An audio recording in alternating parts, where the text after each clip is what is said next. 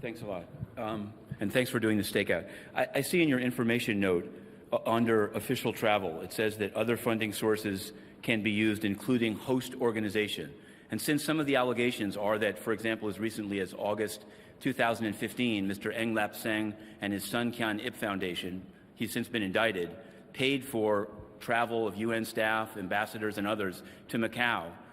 How is this going to close that loophole in which a business executive can offer luxury hotels, first-class tickets to faraway places?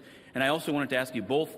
I'm going to say this, I guess, diplomatically. The presidents of the 68th and 69th session, both of their spouses, took compensated positions with NGOs that have since been, the heads of which have been indicted, Global Sustainability Foundation and South News. I mean, the heads of each. So how would you address that? And finally, would you consider implementing some sort of a freedom of information policy in your office, i.e., rather than just putting things on your website, if the press or public make a request for a document, unless there's some reason to withhold it, to make it available in a certain period of time? Thanks a lot. Sorry for the long question. I think I'm not able to go much further into the accusations raised.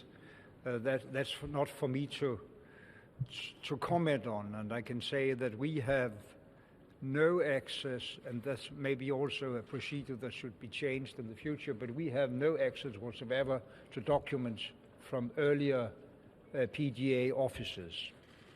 So I can't give you any details about what was present there, and in that connection, I think it's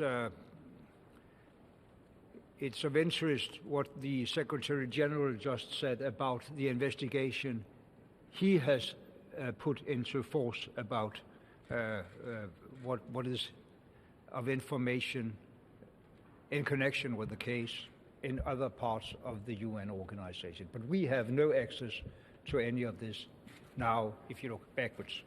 If you look forwards, of course, I would be willing to provide any kind of access to information about traveling I do during my tenure as president. Much of what we have committed ourselves to do has to be generalized during the considerations in the General Assembly over the revitalization, probably in the shape, in the form of a resolution. But what I can tell you here is what we will do, how we will proceed with the openness of information during this coming year. That's exactly what I mean. Sure. Matthew. Same topic. I'm going to try to ask this as quickly as I can. As to UNDP, as you know, there's been some difficulty on getting basic information from them. But now I wanted to ask you, I've come across a document in which the South Office of UNDP asks corporations for $100,000 in order to sit next to heads of state or UN officials. I wanted to know if you think that's appropriate. Relatedly, I wanted to ask you, I've seen a more recent invitation to pay $6,000 for a half table to sit next to the Secretary General in December at Cipriani Wall Street. I wanted to ask you if you think that's an appropriate use of sort of access. And thirdly, at the stakeout, Mr. Lykketoft said that he has no documents whatsoever from Mr. Kutesa or Ashe. So I wanted to know, where are the documents from these two previous PGAs? Do they just cart them back to their home country, or is there some place in the UN where these documents are? You know, obviously, official documents, secretary documents are kept. The Office of the President of the General Assembly is run by the President of the General Assembly. So it is up, you know, I think the points raised by the PGA are clearly very, very valid.